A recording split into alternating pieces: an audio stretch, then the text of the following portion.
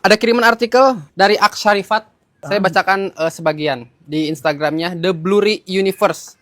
Judulnya Nafas Panas dan Amarah Keimanan. Di tengah maraknya ujaran kebencian yang mengatasnamakan agama, kita perlu mengajukan pertanyaan penting. Bagaimana selama ini kita menafsirkan kitab suci? Sebab yang kini marak adalah tafsir marah, yaitu cara membaca teks-teks agama dengan emosi yang meledak, semangat menghakimi, dan hasrat mengkafirkan. Tafsir macam ini tidak lahir dari kedalaman ilmu atau kejernihan hati, melainkan kedangkalan, dendam, luka yang tak ingin sembuh. Jadi kita itu ketika menafsirkan kitab suci itu menafsirkan dengan kemarahan, bukan berdasarkan teksnya.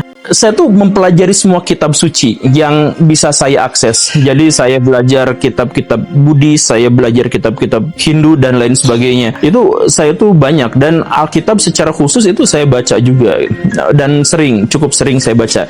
Nah, saya menemukan apa di situ, bahwa anjuran kekerasan itu Al-Quran tuh yang paling sedikit secara persentase. Kitab Perjanjian Baru 5,6% lebih banyak. Yang Perjanjian Lama bahkan lebih banyak lagi, sekitar 10%-an.